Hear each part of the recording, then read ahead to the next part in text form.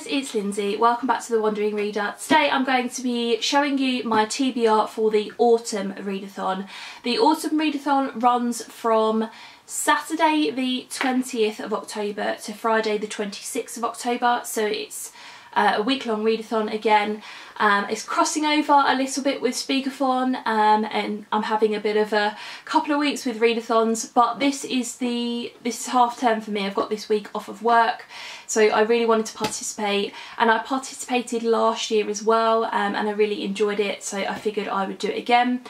In case you're not aware, this is a readathon being run by Mercedes over at Mercy's Bookish Musings. I will leave a link to her announcement video down below. Go and check it out if you're interested. There are, hold on a second, there are 4 main challenges for this readathon and 2 bonus challenges. So I'm going to be showing you what I've picked out for my TBR. Challenge number 1 is to read a gothic or spooky book, and I've gone for White is for Witching by Helen Oyeyemi. This is a book that I picked up last year at some point and I haven't got around to reading yet, although this is a sort of book that I've sort of been leaving because it kind of has a bit of an October Halloween-y feel to it. I've never read anything by this author before, so I'll be interested to see what it's about. It says on the back, in a vast mysterious house on the cliffs near Dover, the Silver family is reeling from the hole punched into its heart. Lily is gone, and her twins, Miranda and Elliot, and her husband, Luke, mourn her absence with an unspoken intensity. All is not well with the house either, with creaks and grumbles and malignly confuses visitors in its mazy rooms, forcing winter apples in the garden when the branches should be bare.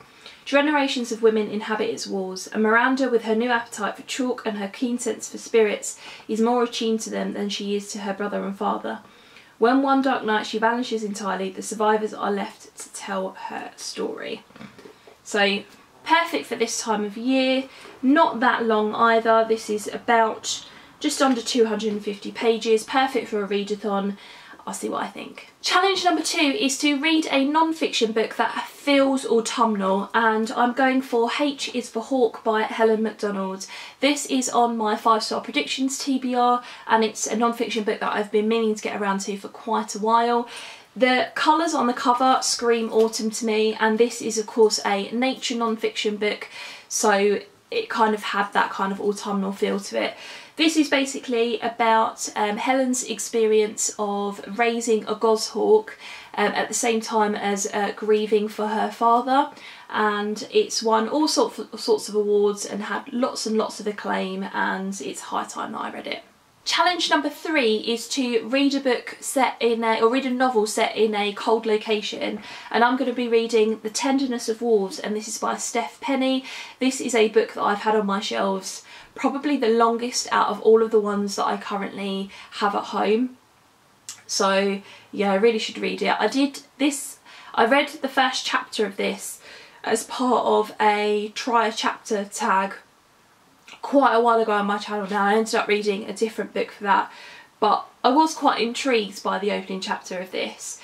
So this is set in Canada in 1867, and it says, as winter tightens its grip on the isolated settlement of Dove River, a woman steels herself for the journey of a lifetime. A man has been brutally murdered and her 17-year-old son has disappeared. The violence has reopened old wounds and inflamed deep-running tensions in the frontier township. Some want to solve the crime, others seek only to exploit it. To clear her son's name, she has no choice but to follow the tracks leaving the dead man's cabin and head north into the forest and the desolate landscape that lies beyond it. So we definitely got a really, really cold location with that. This won the Costa Book of the Year in 2006, so this has been published for 12 years now. Was it actually published in 2006? Let's just check. Yeah. 2006, and the paperback 2007, so I've got to read this. Challenge number 4 is to read a historical fiction novel, and I'm doubling up for this challenge and again reading The Tenderness of Wolves. This is set in 1867, so it's definitely historical, and I figured it would be perfect to double up. There are 2 bonus prompts that you don't necessarily have to do. I'm only going to be doing one of them and I'll explain why in a second. And it's prompt number 5, which is to read a short story collection. And I'm going to be reading The Beginning of the World in the Middle of the Night by Jen Campbell. I bought this, or had this bought for me as a Christmas present last year. It's October now, still haven't read it. So I figured this would be the perfect opportunity to finally get around to it. And again, it's a short story collection, so it's not particularly long. There are, how many stories are there? 1, 2, 3, 4, 5, 6, 7, 8, 9, 10, 11, 12. Yeah, there are 12 stories in here, so I could read a couple a day and get through it like that. There's been lots of praise for this book, and of course Jen Campbell is very beloved on BookTube. I love her channel, so I feel like it's the right time to read this one. So there you go guys, that is my TBR for the Autumn Readathon. I'm really looking forward to having a week off and to doing lots of reading.